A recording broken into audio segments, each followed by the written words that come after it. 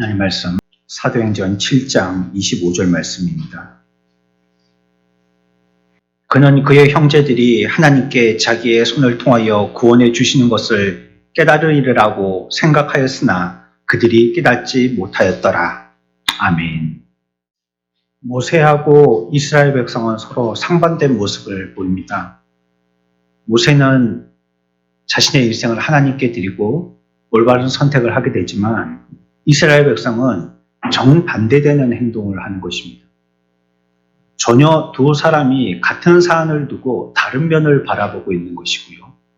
그런 부분에서 모세는 한편으로 큰 충격을 받았습니다. 자기가 예상 못한 행동을 이스라엘 백성들이 하기 때문인 것이죠. 아마 내가 이렇게 하면 저 사람들이 이런 반응을 보일 거라고 예상을 했는데요. 그리고 환영하고 지지하고 편들어 줄 줄 알았는데 오히려 이스라엘 민족들은 모세의 그런 행동들에 대해서 전혀 예기치 못한 정반대의 다른 행동들을 보였다는 것을 성경은 오늘 본문에서 얘기하고 있습니다. 25절 다시 보면요. 그는 그의 형제들이 하나님께서 자기의 손을 통하여 구원해 주시는 것을 깨달으리라고 생각하였으나 생각했던 것이 뭐냐면요. 자기 손을 통하여서 하나님의 어떤 일들을 이루실 것이라고.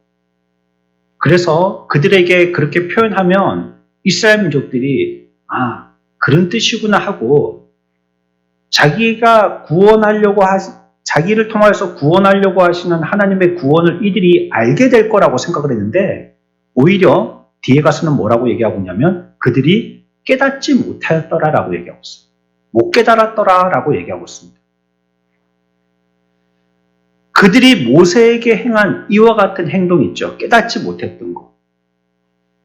이것이 결국은 그들에게 큰 폐해로 돌아옵니다. 우리는 인생에 이와 같은 결정의 순간이 있거든요. 근데 거기에 우리가 반응하느냐는 아주 사소하게 생각되어집니다. 저 일과 저 사람에 대해서 내가 어떻게 반응하느냐 하는 거, 예스나 노로 대답하는 게 아니면 내가 다른 방법으로 판단하고 결정하는 게 사소하게 보일 수 있어요. 그러나 그것이 우리의 구원에 관계되어져서는 굉장히 중요한 일, 그리고 시간으로 봐도 매우 그 시간을 지연시키는 일이 될 때가 있어요. 여러분들이 잘 아시지만요. 결국은 모세에게 보였던 이스라엘 민족들의 이 같은 반응이 이들의 구원을 40년이나 연기시킵니다. 만약에 이때 이들이 모세의 그 구원에 대한 모습을 환영하고 반기고 지지하고 편들어줬더라면 당장이라도 하나님께서 모세를 통해서 어떤 역사를 일으키시려고 했어요. 그러나 그들이 거부했죠. 구원을 반대했죠. 그 인도자에 대해서 반역했죠. 그랬더니 어떻게 됐어요? 결국 모세는 미디안 광야로 가게 되고 이곳에서 40년이라는 시간을 더 허비하게 되어집니다. 허비라는 것은 물론 이스라엘 민족들의 구원의 차원에서 그렇다는 것입니다. 하나님의 시간이 허비가 어디 있겠습니까마는 우리가 볼 때 아쉬운 점이 그거라는 것. 그들이 이렇게 반응하지 않았다면 40년 전에 구원받고 노예 생활에서 자유함을 얻을 수 있었을 텐데 이들이 그렇지 못하고 모세에 대한 이와 같은 구원에 대하여서 이들은 깨닫지 못했기 때문에 40년이 지연되고 말았던 거죠. 사내들인 공회에서의 비극도 마찬가지인 것이에요. 모세를 배척한 것처럼요. 예수 그리스도를 배척한 것에 대한 답습을 하고 있다고 얘기하고 있는 것이 지금 설교를 통해서 우리들에게 얘기하고 있는 것입니다. 그러면요. 자기 백성들이 왜 모세와 그리스도를 배척했느냐에 대해서 우리가 생각해 봐야 됩니다. 왜 배척했을까요? 모세의 이와 같은 구원에 대한 의도를 이들이 알고 환영하고 지지하고 우리들도 바라는 바라라고 찬성해야 될 텐데 왜 반대했을까요? 성경은 여기에 대해서 그 원인이 무엇에 있다라고 얘기하냐면요. 바로 죄 때문이라고 얘기합니다. 우리에게 덮여있는 여러 가지의 마음의 표현들은요. 그 그 근저의 뿌리는요, 죄가 지니고 있어요. 그런데 이런 모양 저런 모양으로 표현만 달리할 뿐이에요. 죄라고 특별히 그 단어를 쓰지 않는데요. 그렇게 행동하고 그렇게 말하는 그 뿌리를 찾아가 보면 결국은 그게 죄예요. 이거 너무 비상식적이지 않습니까? 너희를 위하는 거야 라고 하는데도 불구하고 그들은 나는 나를 위하지 않을 거야 라고 반대했으니까 말이에요. 이게 어떻게 상식적인 거예요? 사람이 비상식이 되게 하는 거예요. 뭐가요? 죄가 그렇다는 겁니다. 전혀 그 사람이 정상적인 삶을, 정상적인 행동을 하지 못하도록 하는 게 바로 죄의 능력이에요.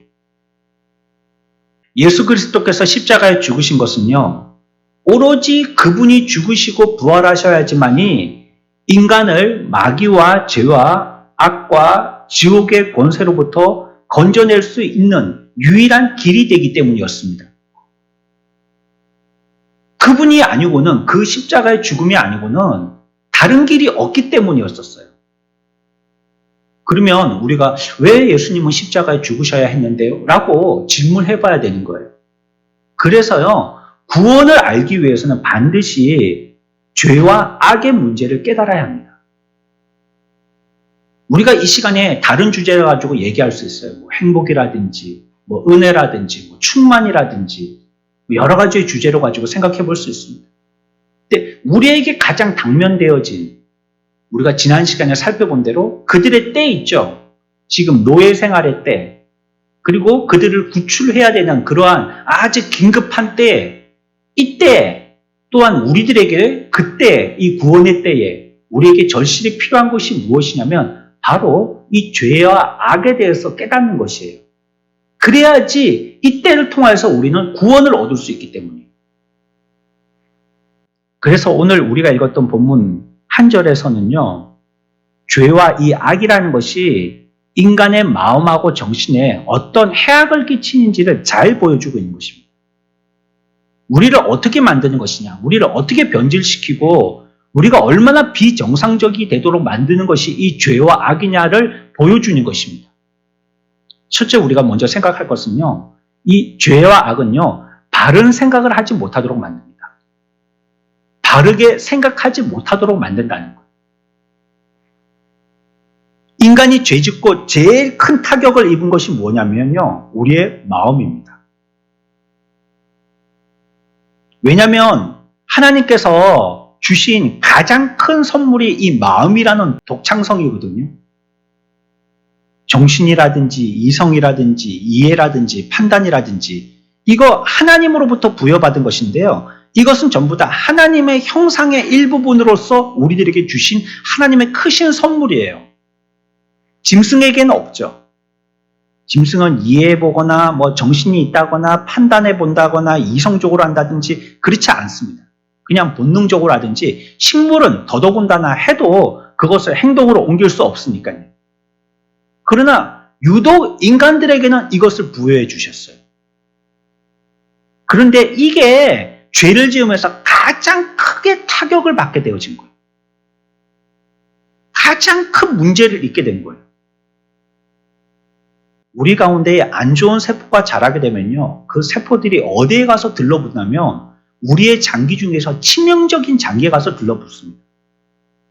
물론 피부나 혈액이나 뼈나 이런 데 가서 들러붙는 세포들도 있지만요, 그런 것들도 문제가 되지 않는 건 아니지만, 그런데 이상하게도 보면 대부분 어디에 가서 붙는데 그게 심장이고 허파고 대장이고 소장이고 가슴이고 뇌고 이런 데 가서 우리의 몸에서 너무나도 중요한 장기에 가서 붙거든요. 그렇기 때문에 그것이 우리를 서서히 폐색시켜가지고 더 이상 통감 못하도록 만든다든지, 아니면 경화시켜서 그것이 작동되지 못하도록 한다든지, 아니면 아예 그 세포를 죽여서 그 기능은 쓰지 못하도록 만든다든지, 이렇게 해서 사람의 생명을 위협하는 것이잖아요.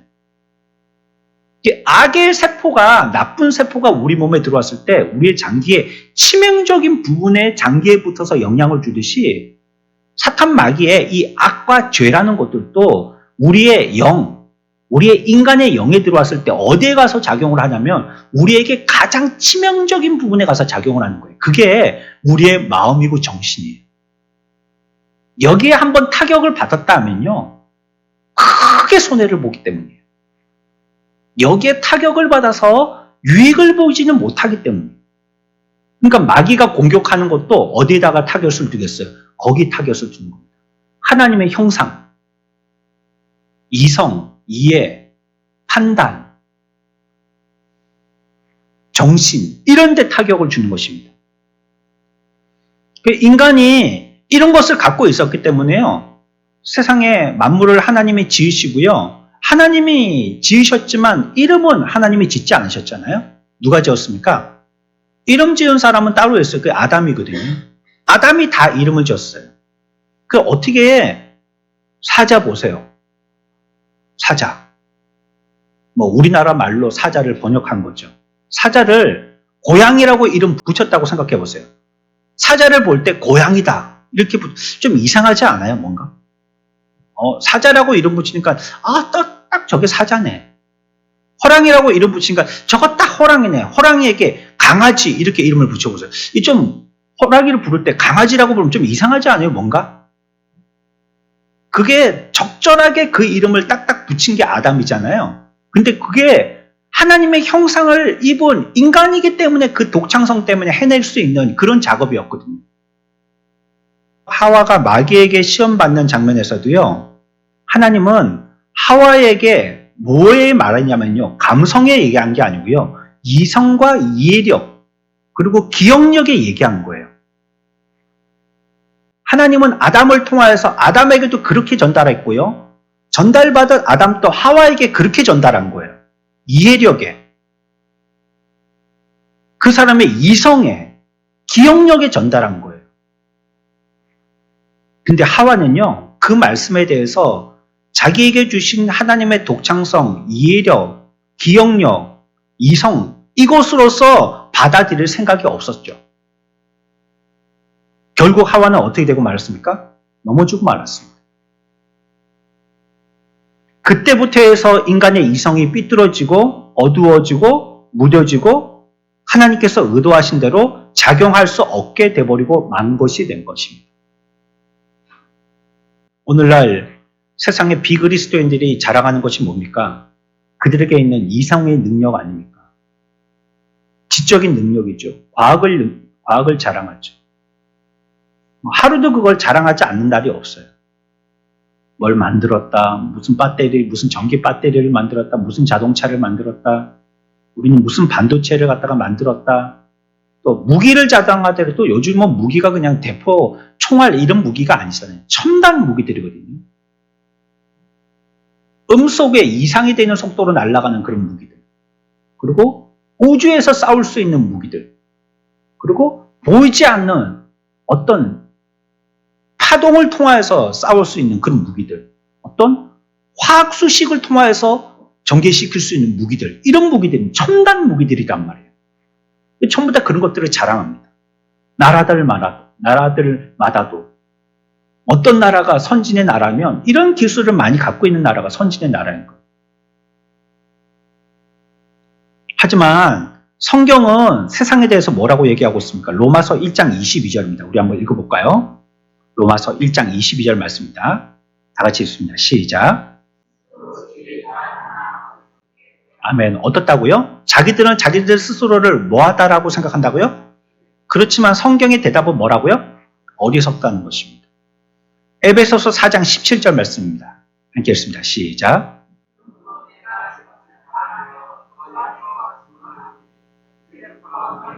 이방인이 그 마음에 허망한 것으로 행한 같이 행하지 말라. 그들의 총명이 어두워지고 그들 가운데 있는 무지함과 그들의 마음이 굳어짐으로 말미암아 하나님의 생명에서 떠나 있도다. 아멘. 사람들은 자기가 가지고 있는 지식이라든지 자기의 지혜라든지 자기의 경험을 의지해서요, 사건과 사물을 판단하고 해석해냅니다. 그렇지만 복음은 믿지 않는 거예요. 자기가 많은 이성의 큰 지식들, 풍성한 이해력들을 갖고 있다라고 스스로는 생각하면서도 그러나 이 복음에 대해서는 받아들이려고 하지를 않는다는 것입니다. 그리고 자기 스스로도 자기가 통제하지를 못해요. 그래서 술에 의존하고 또 타인에 의존하고 아니면 자기가 무언가 만들어 놓은 어떤 허울, 그걸 자기라고 생각하고 그것에 의존하고 짐승처럼 본능으로 살아서요. 초자연적인 것에 대해서는 이성을 넘어서게 되어진 그 부분들은 보지도 못하고 알지도 못하는 상태가 되어졌어요. 우리 모든 이 세상에 있는 인간들이 이와 같이 하나님께서 만드신 그 하나님의 독창성들에 대해서 오염되어지면서부터는요, 참 비이성적인 사람, 참 이해력이 떨어지는 사람, 참 판단할 줄 모르는 사람, 참 무능하고 창조적이지 않은 사람이 되고 말았다는 것입니다. 바르게 생각 못하게 된 거예요. 건강한 생각을 못 가지게 된 것입니다. 그러니까 이 모든 부분들을 갖다가 다 보고 깨우쳐 알아야 되는데도 불구하고 그렇지 못한 사람이 됐다는 것입니다. 모세가 애굽 사람을 죽이고요, 동족을 구원해냅니다. 왜 이렇게까지 모세가 자기의 자리가 위태한 위험을 무릅쓰고 이렇게 했습니까? 자기들의 편이 되고 싶었던 것입니다. 동족들의 편이 되고 싶었던 것이죠. 그리고 자기가 행한 그 행동에 대해서 동족인 이스라엘 백성들은 이해해 주기를 바랐습니다. 내가 당신들을 위해서 이렇게 하는 거예요. 라는 걸 그들도 생각해 주기를 바랐다는 것입니다. 하지만 그들은 거부했어요. 우리 성경에는 나와 있지 않지만 몇몇 주석들을 보면 주석가들이 주석해 놓은 부분에는 어떤 부분이 첨가되어 있냐면요. 모세가 애굽 사람들을 죽이는 장면에서 아마 초자연적인 비상한 능력을 발휘했을 거라고 주석하는 그런 주석가들도 있습니다. 그러니까 우리는 어떤 면에서는요, 우리의 마음이 어둡게 되어져서요, 초자연적인 것을 보지 못하는 사람이 되어버린 것이에요. 그런 것에 대해서는 자기의 병든 이성을 가지고 다 헤아릴 줄 모르는 매우 제한적인 인간이 되고 말한 것입니다. 이게 오늘 스데반이 가르치는 것입니다. 세상은 하나님과 그의 영광에 대해서 깨닫지 못하는 영적인 무기력증에 빠져버리고 만 것입니다. 고린도전서 2장 14절입니다. 우리 같이 읽읍시다. 시작. 육에 속한 사람은 하나님의 성령의 일들을 받아 이는 그것들이 그에게는 어리석게 보이며 또 그는 그것들을 알 수 없나니 그러한 일은 영적으로 분별되기 때문이라. 아멘. 육에 속한 사람들은요, 이성이나 깨달음의 범위 밖에 아무것도 모르고 그것을 오히려 배척합니다. 자기가 알고 있는 그 정도로만 다 해석하고요, 그 밖에 있는 것은 아예 모르게 되어지는 거예요. 그리고 모르고 끝나는 것이 아니고 그걸 오히려 반대하는 자가 되는 것입니다. 우리 세상에는요, 우리가 알고 있는 이 보이는 세상 외에도요, 다른 세계와 다른 영역이 존재하는데 우리들은 그걸 볼 줄 모르는 자가 됐다는 것입니다. 바울은 하나님께서 세상에 오셨을 때에 세상이 그분을 어떻게 대했는지 상기시켜주고 있습니다. 그게 고린도전서 2장 8절의 말씀입니다. 같이 읽읍시다. 시작. 이 지혜는 이 세대의 통치자들이 한 사람도 알지 못하였나니 만일 알았더라면 영광의 주를 십자가에 못 박지 아니하였으리라. 아멘. 이스라엘 백성들도요, 이스라엘 백성들도 모세 시대의 이스라엘 백성들과 같이 구원하러 오신 예수 그리스도에 대해서 이해하지 못했다는 거예요. 세상의 구원에 본질되어지는 하나님의 개입과 하나님의 제안을 도무지 이해하지 못했다는 것입니다. 우리가 하나님의 말씀을 듣습니다. 그렇지만 그 말씀을 듣고 믿어지지 않고 생소하고 이상한 소리로 듣게 되어진다면 이것은요, 지금 우리의 영의 상태가 병들었다는 뜻입니다. 그걸 정상적으로 하나님의 음성으로 귀 기울여 듣지 못하고 하나님이 내게 뭘 말씀하여 주신지 깨닫지 못한 건요, 우리의 영의 상태가 병들었다는 뜻입니다. 그래서 세상 사람들은 하나님의 말씀을 듣지만 이 무슨 말인지 소귀의 경깃빛처럼요, 이해하지를 못합니다. 무슨 말인지 알아듣지를 못하고요. 여러분들에게 있는 일들은 무슨 이유 때문에 하나님께서 허락하신 것입니까? 지금 듣고 있는 이 말씀은 여러분들에게 주신 이유가 뭐라고 생각하십니까? 양심을 힘들게 하고 사명과 의무에 마음을 불편하게 하고 자신이 스스로 판단하고 결정해서 누구의 간섭도 받고 싶지 않을 때 하나님께서 여러분들에게 그처럼 행하심에 대해서 오해하지 마시기 바랍니다. 모세처럼요, 하나님은 여러분들을 공격하시려고 하시는 것이 아니에요. 여러분들이 힘든 게 하나님의 뜻이기 때문에 여러분들에게 힘든 일을 주시는 것이 아니에요. 그렇게 해서 네가 이전에 나한테 했던 것처럼 나도 너한테 한번 안갚음하겠다는 뜻으로 하나님이 여러분들에게 고난을 주시는 게 아니에요. 이스라엘 민족들은 그래서 주춤하고 뒤로 물러섰거든요. 이것이 자기들에게 혹시 손해가 될까 싶어서, 이로 인해서 자기들이 더 큰 피해를 볼까 싶어서 한 발 뒤로 오히려 물러났다는 말이에요. 하나님이 우리들에게 주시는 이 일들에 대해서 우리들은 잘 이해해야 됩니다. 그것은 하나님이 우리를 구원하시기 위해서기 때문입니다. 그리고 그것을 통하여서 여러분들에게 깨닫고 믿으라고 나타내신 일들입니다. 그러니 이때에 우리는 깨달아야 되고요. 이때에 우리는 믿어야 되고요. 이때에 우리들은 순종해야 되고요. 이때에 우리는 감사해야 됩니다. 하나님의 말씀이 모세와 같이 우리들에게 가까이 오시는 때가 있단 말이에요. 인간적으로는 겁이 나고요. 두렵기도 합니다. 내가 예상치 못했기 때문에 전혀 마음의 준비도 되어 있지 못합니다. 그래서 우리는 당황한 나머지 기뻐 영접하여서 밖으로 나가서 받아들이지를 못하고요. 주춤하면서 뒤로 물러서는 거예요. 뒤로 후퇴하고요. 시간을 벌어보려고 하는 것입니다. 그러나 그렇게 되어졌을 때 그렇게 되어졌을 때 결과는 너무나도 많은 세월들을 허비하는 결과로 주어진다는 거예요. 결국은 하나님의 뜻대로 이들은 모세를 통하여서 애굽에서 출애굽할 것이지만 그러면 지금까지 허비한 40년은 어떻게 되는 거예요? 그들은 또 곤욕 가운데 40년이라는 노예의 종의 삶을 또 살아야 되는 것이에요. 언제? 그때 그 순간에 잘못 판단한 그 한 번 때문에. 그때 모세를 받아들이지 않고 주춤했던 그것 때문에 말이죠.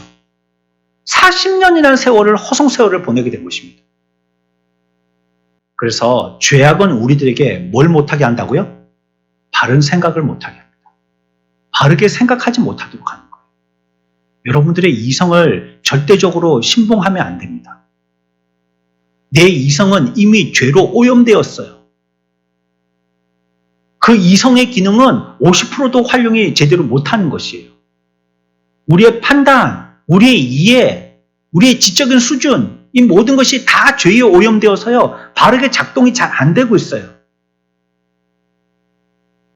그러니 참 진리와 기준 되시는 진리의 말씀을 절제적으로 따를 수밖에 없는 것입니다. 그것만이 참되니까 말이죠. 그 백성들이 100점을 맞으려고 했었으면요. 모세가 그렇게 행동했을 때 왜 그렇게 행동하는지 몰라도 따라 했었어야 돼요. 왜냐하면 그것은 하나님이 하시려고 하시는 구원의 전개니까. 절대 온전하신 분이 행하시려고 하시는 구원의 역사의 방법이시니까. 자기는 그 이해력 가지고 하나님을 이해할 수가 없거든요. 그 판단력 가지고 하나님을 다 꿰뚫어 판단할 수가 없거든요. 그렇기 때문에 그때 순종하고 따랐어야 돼요. 근데 그렇지 못했다는 거예요. 우리가 쉽게 범하는 실수 중에 하나가 이해할 때 믿는다는 거예요. 그건 순서로 많이 잘못됐습니다. 우리는 지금 제가 설교하는 걸 여러분들이 이해하기 때문에 믿는 게 아니고요. 믿어야지만 이해할 수 있습니다. 믿지 못하면 이해가 되지 않아요. 저게 무슨 말인가? 하나님의 말씀을 아멘으로 받아들여야지만요. 그래야지만 그 사람의 것이 되는 거예요. 이해해야지만이 받아들여지는 게 아니란 말이에요. 예수님이 자기에게 주신 현실을 다 이해했습니까? 아니요. 예수님도 이해하지 못했습니다. 그래서 하나님 앞에 마지막으로 기도한 것이 뭡니까? 이 잔을 물러가게 해달라고 기도한 것 아닙니까? 자기는 이해가 안 됐어요. 그렇지만 마지막 기도가 십자가에서 아버지의 뜻대로 되기를 원하십니다. 라고 기도했습니다. 그게 뭡니까? 그게 아멘이에요. 아멘. 우리가 예수님의 이름으로 기도합니다 하고 아멘 하지 않습니까? 그게 무슨 뜻입니까? 나의 뜻대로 되게 하지 마시고 아버지의 뜻대로 되기를 원합니다. 그 뜻이 아니에요. 아멘이. 하나님의 뜻대로 되기를 원합니다. 그래서 여러분들이 기도할 때 마지막에 아멘이라고 붙이는 겁니다. 잘했습니다. 찬성했습니다. 이런 뜻도 있지만 내 뜻이 아닌 하나님의 뜻대로 되기를 원합니다. 예수님이 기도하신 마지막과 같은 동일한 고백을 하는 것이 그게 아멘의 뜻이에요. 우리가 그렇게 하는 것입니다. 이해가 안 되더라도요. 하나님 앞에 들었으므로 아멘 하는 것입니다. 이걸 병든 우리의 이성을 앞세워서 믿으려고 할 때 믿음이 앞으로 나가지를 못하는 것입니다. 이해가 안 되거든요. 왜 이렇게 하라고 하는지, 왜 순종하라고 하는지, 왜 그렇게 하라고 하는지, 왜 저건 하지 말라고 하는지 이해가 도무지 안 되거든요. 죄악으로 말미암아 우리는 바른 생각을 하지 못하게 됐기 때문에. 두 번째는요, 죄악이 주는 악 영향이 있어요. 뭐냐면 우리가 바른 생각을 하지 못하기 때문에요, 우리의 상태가 얼마나 심각한지 깨닫지 못한다는 거예요. 얼마 전에 난소암 환자의 수기를 읽어본 적이 있는데요. 그분이 그렇게 고백했어요. 그냥 배만 불룩 나오더라는 거예요. 젊은 분이에요. 50도 안 되신 분이에요. 배만 불룩 나오고요. 그래서 좀 내가 살이 찌나 보다 생각했다는 거예요. 아픈 것도 없대요, 전혀. 뭐 얼굴에나 손에 어떤 무슨 표현되어지는 것도 아무 현상도 나타나지 않고 그냥 배만 더부룩하고 자꾸 살이 찌고 가스만 좀 차는 것 같고 이래가지고 아이고 내가 많이 먹고 요즘에 운동을 좀 덜 해서 그런가 보다 이렇게 생각했다는 거예요. 그런데 그게 이제 한 주가 가고 두 주가 가고 자꾸 배가 더 불러오고 빵빵하게 가스가 더 차는 것 같고 해가지고 병원에 갔더니 큰 병원에 가보라 했는데 나중에 확인해 보니까 그게 난소암 사기인 거예요. 다른 암과는 다르게 난소암은요, 완전히 그 병의 모양이 딱 드러났을 때, 그때 이제 우리가 알게 된대요. 그리고,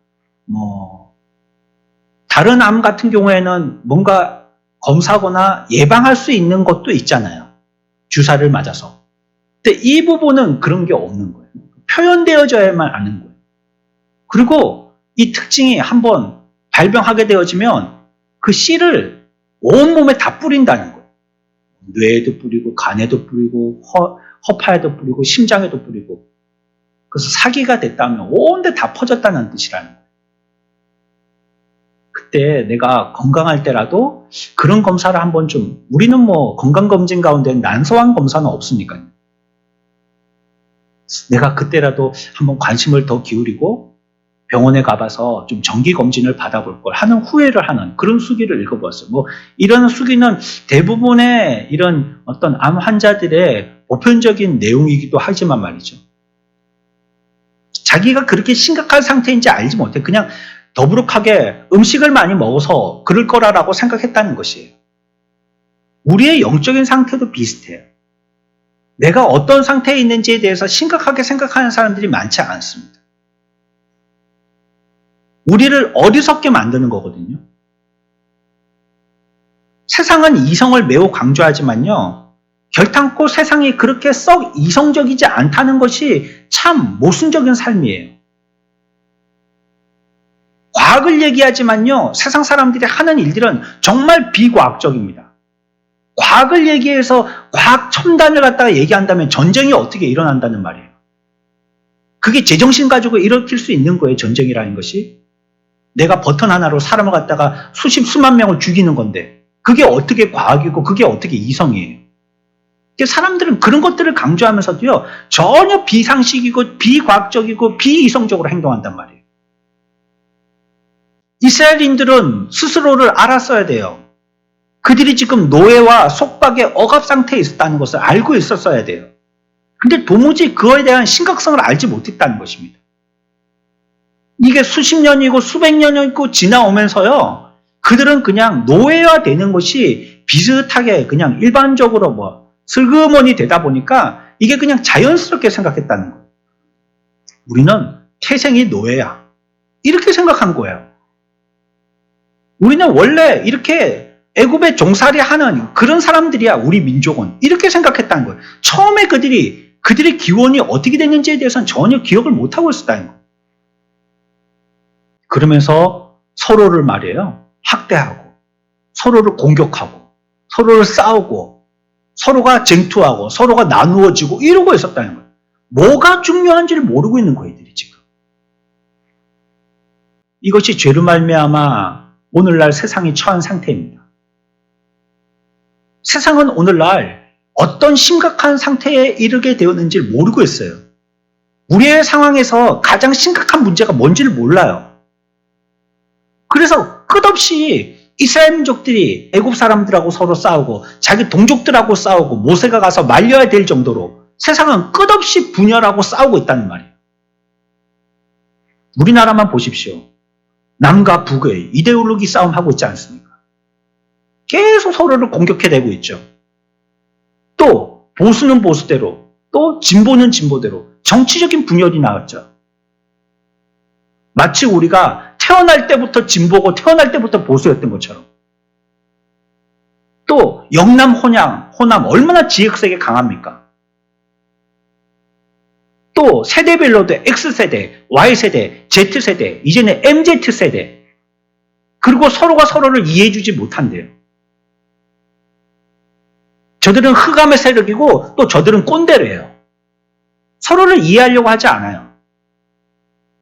남자들은 여자들이 없어야 된다고 얘기하고 여자들은 남자들이 없어야 된대요. 과연 누가 더 우월하고 누가 더 낫습니까? 그렇게 해서 반대 세력이 없어지면 자기 스스로가 존재할 수 있는 것입니까?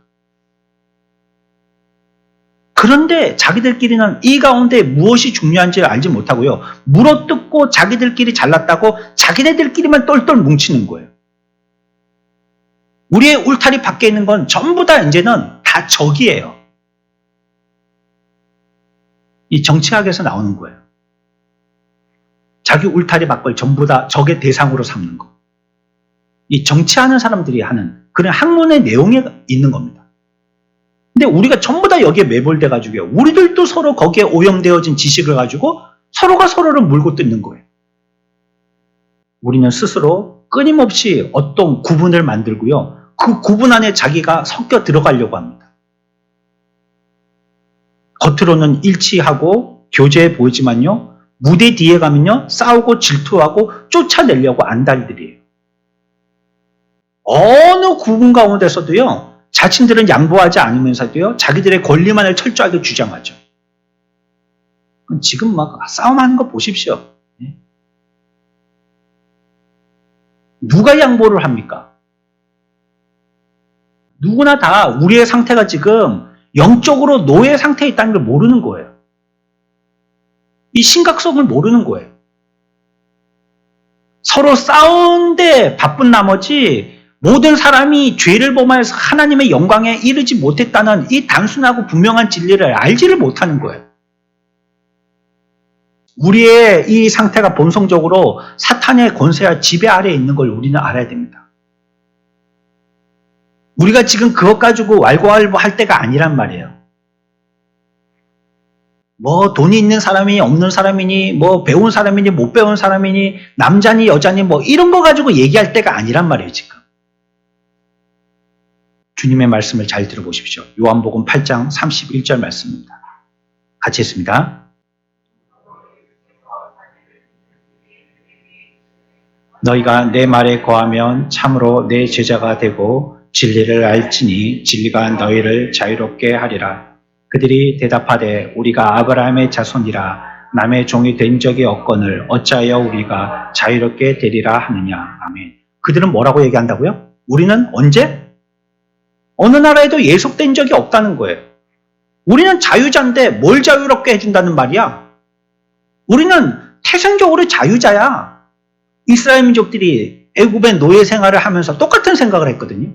우리는 자유자야. 우리가 무슨 종이야. 근데 유대인들도 똑같은 생각을 한 거예요. 그 후손 신약에 와서도. 예수님 앞에 그렇게 얘기하시는 거예요. 우리는 다 자유자야. 우리가 아브라함의 자손이어서 아무도 남에게 종된 적이 없는데 어떻게 우리가 종이라고 우리에게 자유를 준다는 말이야? 이렇게 얘기하고 있는 것입니다. 그러나 실제로 이들은 다른 나라에 예속된 적이 있었죠. 역사적으로. 바벨론에 예속된 적도 있었고 지금 우리가 성경을 읽은 대로 애굽에 예속된 적도 있었습니다. 그런데 이런 사실은 모두 까맣게 잊고 있었던 것입니다. 그리고 자기들은 태생적으로 자유자라는 것이에요. 그렇지만 성경이 얘기하는 것은 너희들이 그렇게 죄를 지으나 그 죄를 습관적으로 짓고 있다면 너희들은 이미 죄의 종이다라고 얘기하고 있는 것입니다. 이스라엘 백성들은 모두가 인생의 밑바닥까지 떨어졌는데요. 교한다는 것이 서로 싸우는 것이었습니다. 하지만 현대 사회에서도요. 모두가 사탄의 노예 상태에 있으면서도 서로를 짓밟고 출세를 위해서 넘어뜨리는 데 혈안입니다. 이스라엘 민족들이 이러한 마음의 자세가요. 구원자를 바라보지 못하게 한 것이에요. 그들의 상태가 어떤지를 정확하게 파악하지 못했기 때문에 상태를 모르니 의사에게 갈 리가 있습니까? 자기가 아픈지를 모르니 내가 진료받으려고 병원에 갈 리가 있겠어요? 모세는 달랐거든요. 그의 백성들을 볼 때 그들의 상태가 심각하다는 거 생각했어요. 내가 그들을 도와야지라고 생각하고 접근한 거예요. 근데 백성들은 자기들의 상태를 몰랐기 때문에 그 행동들을 달가워하지 않은 거예요.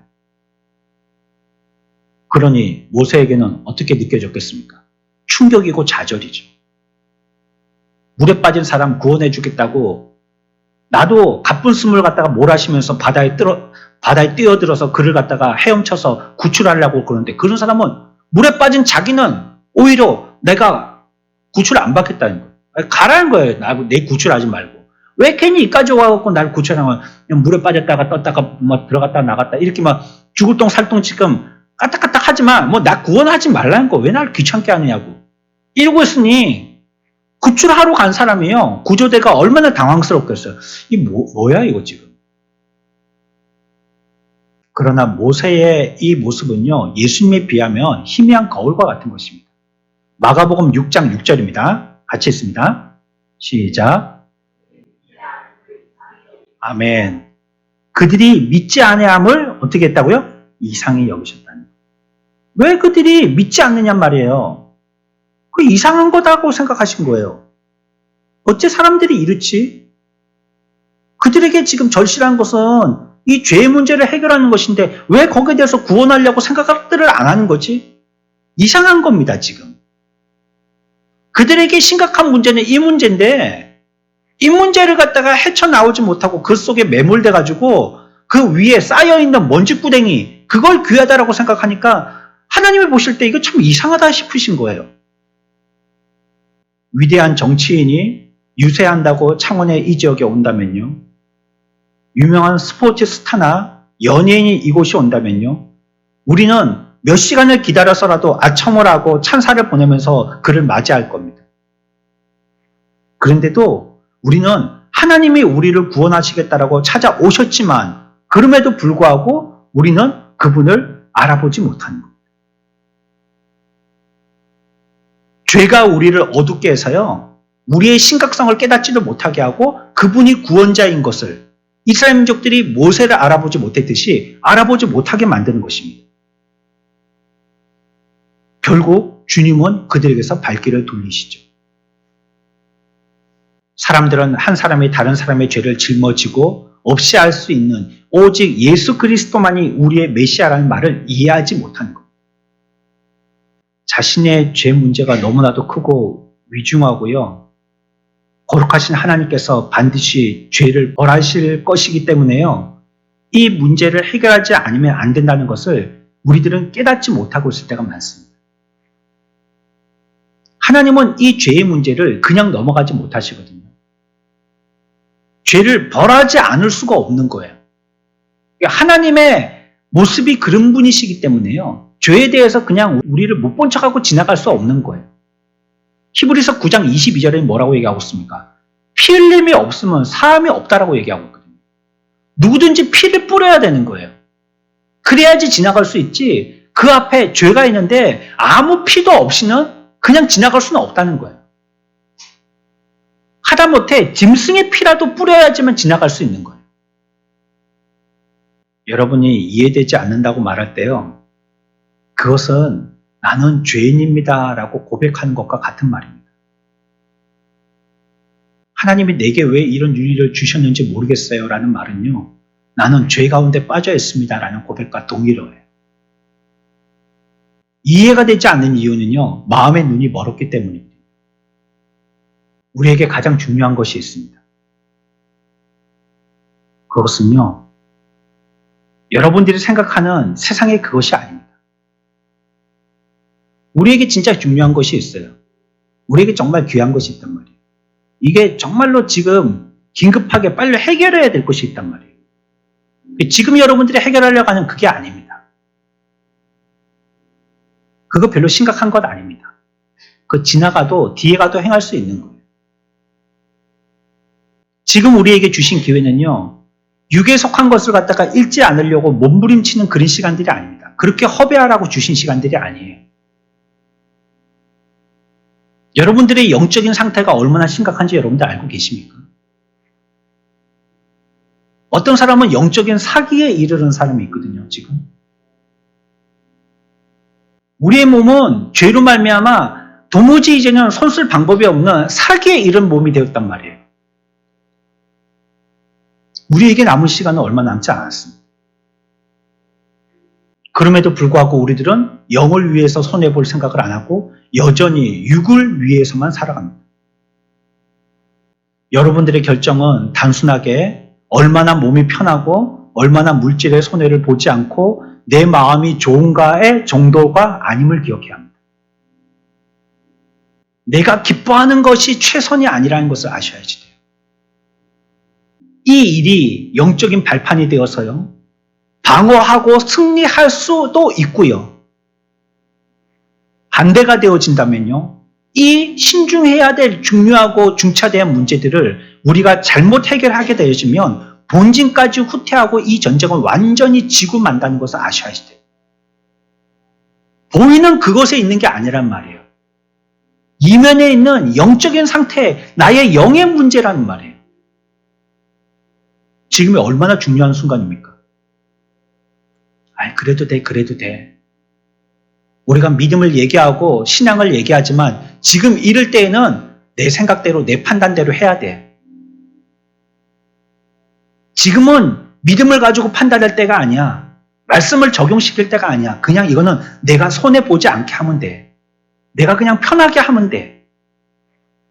그 순간 우리는 더 심각해지는 겁니다. 지금 중요합니다. 내 영적인 상태를 지금 밝혀야 됩니다. 병은 자라랑하라고 그러잖아요. 그리고 자꾸 정기검진 받아야 된다고 하잖아요. 어떤 사람들은 병원이 무서워서 못 간다는데, 무서워서 안 가면 해결이 되나요? 무서워도 가도 사진을 찍고 주사를 맞든지 안 되면 수술을 해야 될 거 아니에요. 그래야지 살 거 아니에요. 우리가 살 수 있는 방법은 하나님의 말씀을 듣고요, 주님 앞에 오는 길밖에 없습니다. 여러분들이 세상에 죄에 대해서 생각하기 싫다고 온통 세상의 생각을, 골머리를 다 쓰고 거기에 신경을 쓴다고요, 이 문제가 그대로 해결되어지거나 없어지는 게 아니에요. 그대로 남아있는 거예요. 지금 쉬고 자고 있을 때가 아닙니다.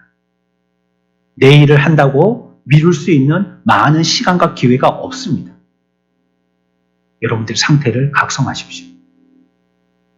내 영적인 상태가 어떻게 되는지 확인해 보십시오. 피폐해 있든지 아니면 벌써 중환자실에 가서 누워있는 경우도 많습니다. 그러나 우리는 모르는 거예요. 언제까지 모르냐? 죽기까지는 모르는 거예요. 죽어봐야 아는 거예요. 모세에 대해서 이스라엘 민족들이 보였던 표현들은 이런 의미를 갖고 있었던 것이에요. 그들의 생각은 잘못됐고요, 그들의 상태의 심각성을 깨닫지 못하고 있었던 것이에요. 그래서 결과적으로 그들이 맞이한 것은 구원의 40년을 허비한 결과를 보게 된 것입니다. 저 여러분들에게 지금 중요하고, 여러분들이 지금 땀 흘리고 바쁘게 다니면서 그렇게 애쓰고 마음 쓰고 신경 쓰고 있는 일들, 그것이 만약에 영적인 것이 아니라면요, 우리는 지금 우리의 심각성을 잘 모르고요. 시간을 허비하고 딴 생각하고 있는 겁니다.